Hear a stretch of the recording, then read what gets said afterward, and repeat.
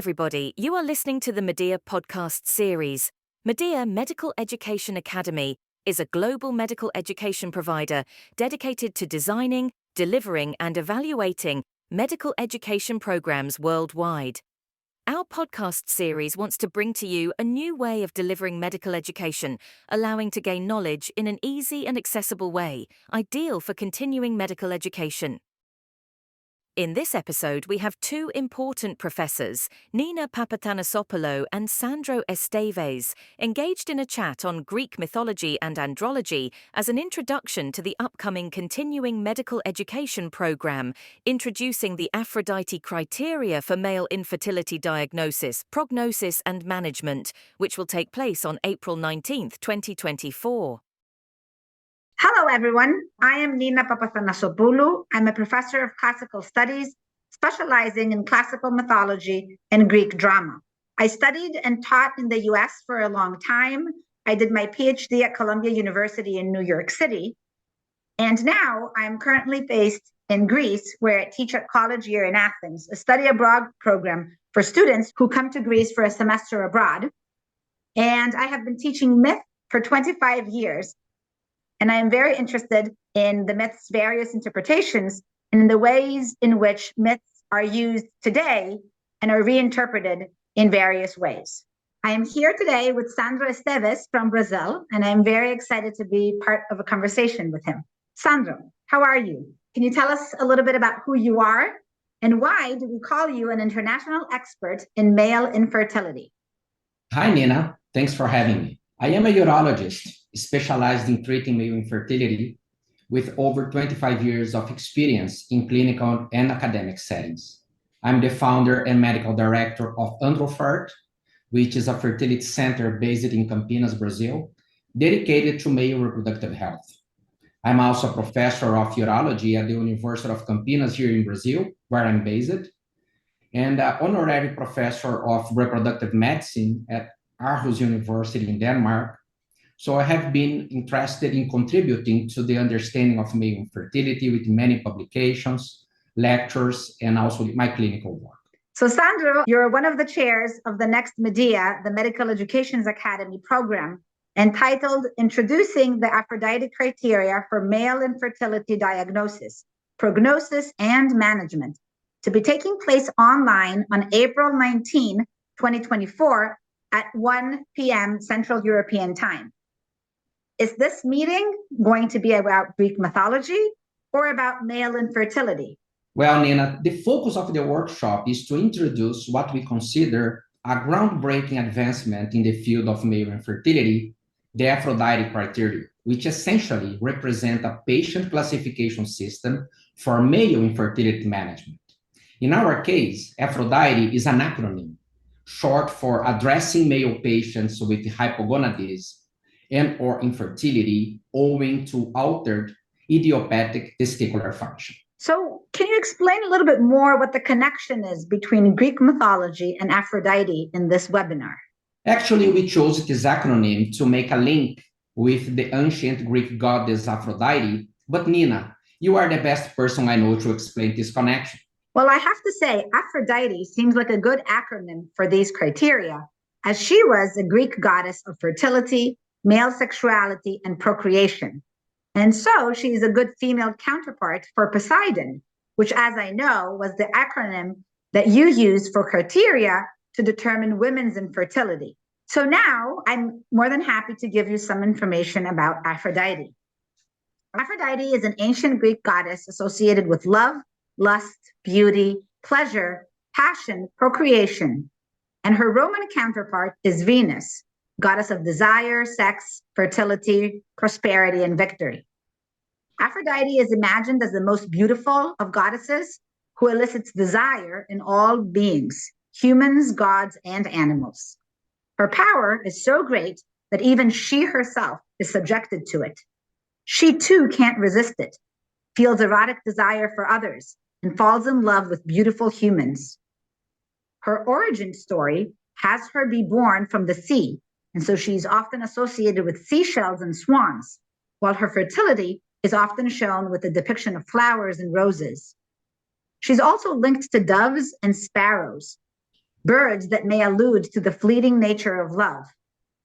The cult of Aphrodite was largely derived from that of the Phoenician goddess Astarte, a cognate of the East Semitic goddess Ishtar, whose cult was based on the Sumerian cult of Inanna. Ishtar was also a warrior goddess, and Aphrodite is sometimes seen as coming armed in a chariot to participate in the battles of love. In the region of Laconia, so that's the region where Sparta is located in the Peloponnese, in Greece, she was probably worshipped also as a warrior goddess.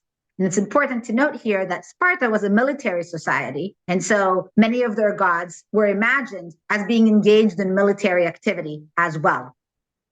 Aphrodite's main cult centers were in Kythera, an island south of the Peloponnese, in Cyprus, an island that's actually in the Mediterranean near the Middle East, in Corinth, again in the Peloponnese, and in Athens. In her iconography, that means the way that she's represented in ancient Greek art, we first see her with sumptuous robes and much jewelry. So she's always presented as being sort of highly decorated and really adorned. It is only in the 4th century that we have a portrayal of Aphrodite naked. And this is a statue that was probably made by Praxiteles and was placed in the sanctuary in Knidos on the coast of Asia Minor. This is the first statue that we know of Aphrodite naked, and one that we think is one of the most well-known representations of the goddess, and one that became really influential for later representations of the goddess as well. That's absolutely amazing. But Nina, can you explain to us a little bit more about the approach to male infertility in ancient Greece? Yes, absolutely. So as I said, Aphrodite is the goddess of fertility, and the Greeks actually had lots of gods for fertility. So lots of gods that represented and symbolized fertility. And this is because infertility was very much a notion of concern in ancient Greece. Infertility in ancient Greece seems to denote a liminal state in which affected patients begin to believe that any impediments or obstacles to reproduction can be removed, cured, or bypassed in some way. Infertility is thus different from barrenness, which is used to describe an irreversible state, a state that cannot be treated. It is interesting that in ancient Greece, there are no nouns for infertility, sterility, or barrenness.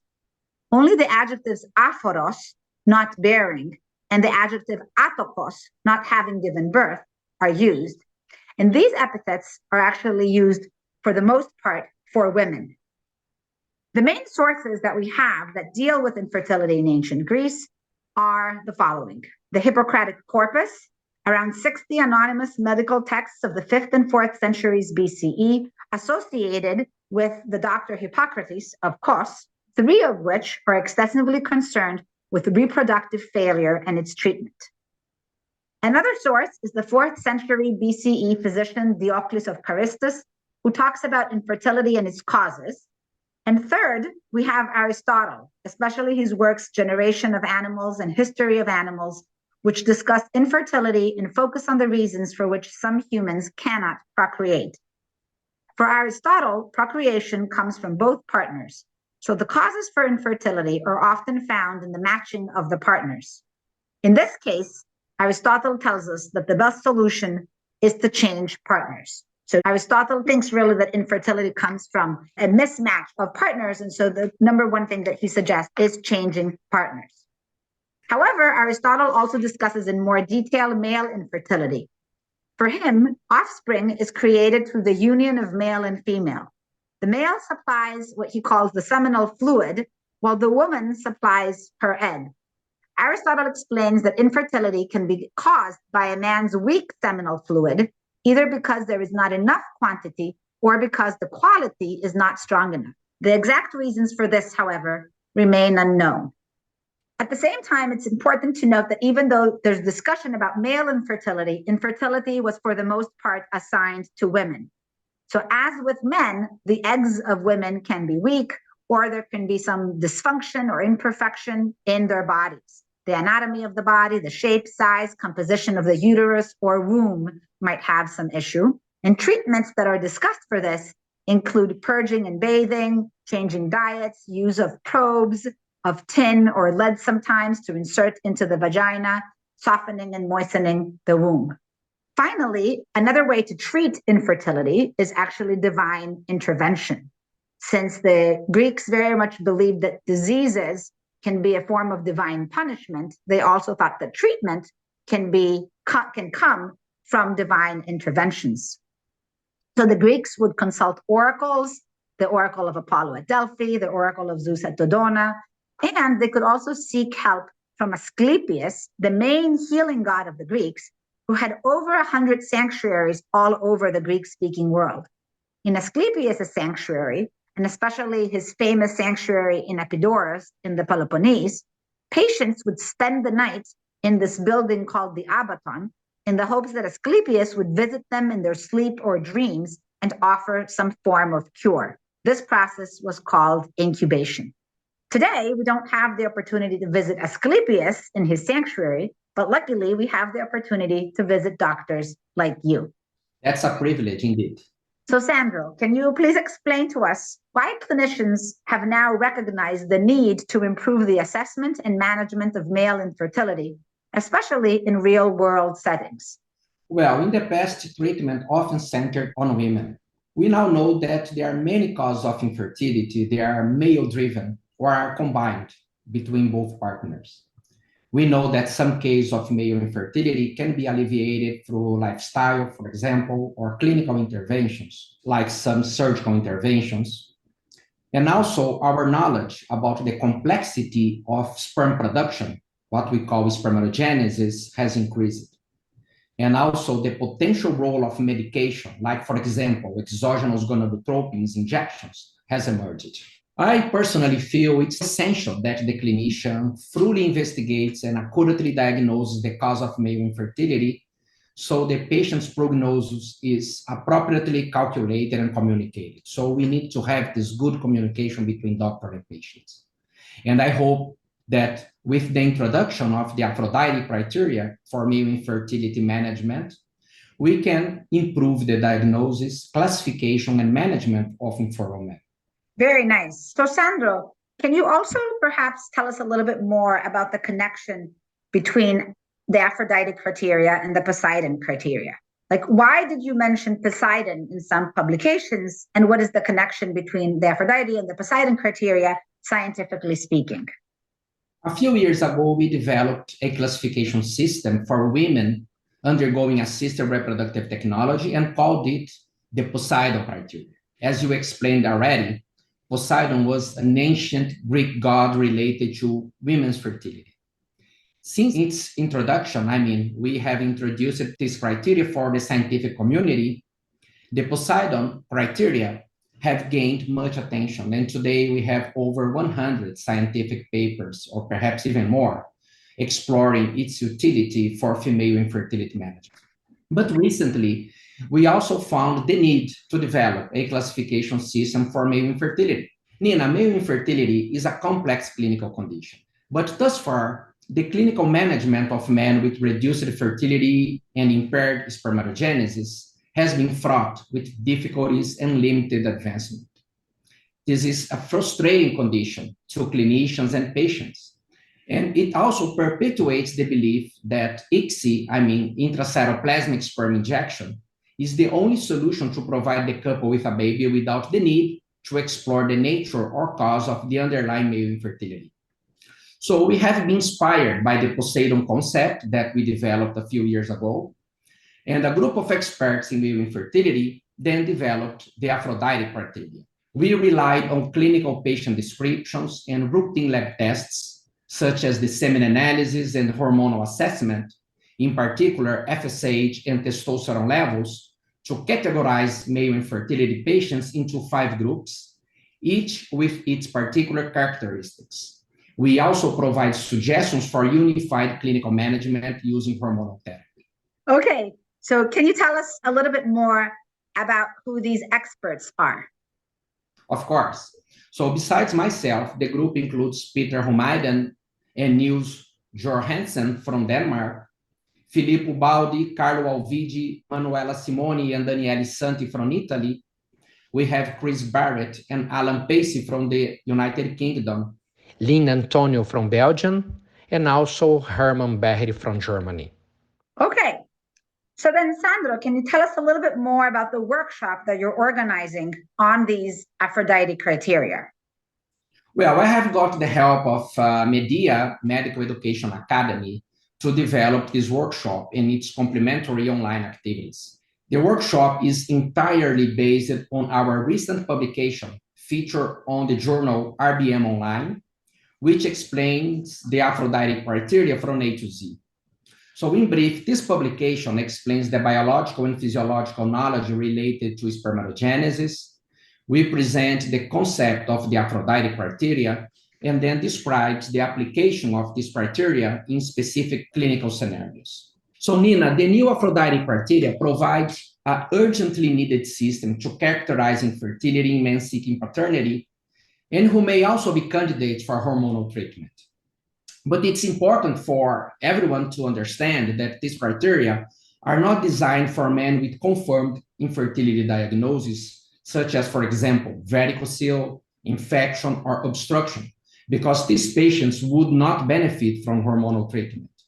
Then to understand the Aphrodite criteria, we need to remind ourselves about the biology of human spermatogenesis, which takes approximately 75 days and is mainly controlled by FSH and LH-driven testosterone. You know, LH is crucial for spermatogenesis because it stimulates testosterone production in Leydig cells. FSH, also a hormone secreted by the pituitary gland, works in synergy with LH and testosterone, acting on Sertoli cells to provide essential metabolic and structural support for spermatogenesis. But we have patients with reduced fertility and impaired spermatogenesis that may face inadequate testicular stimulation by these hormones that could be caused by deficient production or action, or FSH, LH, or both. There is one particular condition called hypogonadism, which is characterized by insufficient testosterone production that may have various causes, including testicular pathologies, systemic diseases, infection, congenital abnormalities, even aging, and poor lifestyle. In some cases, this condition, hypogonadism, which is very common, remains elusive, and we call it idiopathic. So this biological knowledge has been fundamental to developing the Aphrodite criteria, which have simple key objectives relevant to our male patients. Okay, this is all very interesting. So can you also talk to us about these key objectives? Like, what are these key objectives that are relevant to the male patients? Well, we consider that by classifying male infertility patients using the Aphrodite criteria and using our proposed therapeutic management, two key objectives may be achieved. First, improvement of semen quantity and or quality for natural conception. And second, improvement of semen quantity, I'm talking about number, and quality, for instance, I'm talking about DNA integrity, as part of the couple's ART journey. So you mentioned that there's these 5 groups that you've classified these male patients into. And I was wondering if you can tell us a little bit more about the characteristics of each of these 5 groups. I will provide you some brief information. Of course, I want all the listeners to come to the workshop. But obviously, let's talk a little bit about the groups, because we fully characterized these groups, providing suggested therapeutic management and also defining relevant endpoints. So for instance, we have patients in Aphrodite group 1. These patients have congenital or acquired hypogonadotropic hypogonadism. These patients present with a hormonal disorder caused by deficient gonadotropin production from the pituitary gland, which prevents their testicles from producing sperm. Typically, these patients have low FSH, LH, and testosterone levels, usually combined with azoospermia, I mean no sperm in the ejaculate, or less frequently, severe oligospermia, which means low sperm numbers. So we have gonadotropin therapy, for example, with HCG and FSH, that can restore spermatogenesis in up to 90% of these patients, offering them hope for fatherhood. Then we have Aphrodite group 2, that is made up mostly of patients with idiopathic oligozoospermia and selected cases of non-obstructive azoospermia. These individuals exhibit abnormal semen analysis, a normal physical examination, and a normal laboratory results suggestive of functional hypogonadism. We have data showing that FSH therapy has promise in improving semen parameters and pregnancy rates for these patients, and it might also work in some patients with non-obstructive azoospermia. Then we have Aphrodite group 3, which is a variation of group 2. But in contrast to group 2, these patients have reduced testosterone levels, indicating biochemical hypogonadism. Then in this patient population, we feel that combining HCG with FSH may be beneficial because HCG can boost intratesticular testosterone production and then can improve sperm production as well. So interestingly, some patients with non-obstructive azoospermia, which is the most severe male infertility condition to treat, that fits in Aphrodite group 3, have experienced improvements in sperm retrieval rates after hormonal treatment. I mean sperm retrieval rates because we need to collect sperm from the testicle using surgical procedures to be able to find sperm for patients with non-obstructive azoospermia. Then we can move on to Aphrodite group 4, a group that includes patients with non-obstructive azoospermia who have high FSH and low testosterone levels, indicating a condition that we call hypergonadotropic hypogonadism. These men have low testicular reserve, making them a very challenging patients to treat. Despite that, a few observational studies have shown that hormonal treatment improves sperm retrieval rates in some instances. And finally, we have Aphrodite group 5, which includes patients with unexplained infertility. So patients with unexplained infertility, from the male standpoint, are the patients who have no history of diseases affecting fertility, and they have normal semen analysis parameters, normal physical examination, and normal laboratory findings. This is why we call them unexplained. So it has been postulated that FSH stimulation, hormonal therapy with FSH, might benefit these patients by enhancing spermatogenesis. So the hypothesis being that spermatogenesis does not run at its maximum capacity, and additional FSH stimulation could potentially boost spermatogenesis. Wow, this all sounds very promising. So, can you tell us one more time why these Aphrodite criteria are important as of today? Of course.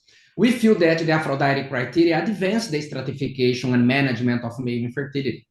The criteria provide a clear and well-defined system classifying patients and promoting communication among, for example, healthcare providers, urologists, gynecologists, embryologists, researchers, and also patients.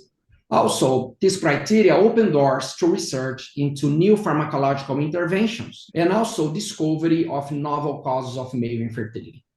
Thank you, Sandro. This is all very interesting. Is there any final message that you want to tell our listeners? Sure, Nina. I'm very excited about what this approach would mean for the future of male infertility treatment and also research. But to learn more, I invite all listeners to attend our workshop, taking place online on April 19th, 2024, 1 p.m. Central European Time. Registration is free of charge and can be made at mediaacademy.com/event/Aphrodite 2024. I hope to see you all in April. Thank you, Sandro. It was really a pleasure talking to you today, and I wish you all the best at the webinar that you're going to be hosting in April. It was my pleasure, Nina. Thank you for having me, and I hope we continue this collaboration about medicine, especially reproductive medicine and the Greek mythology.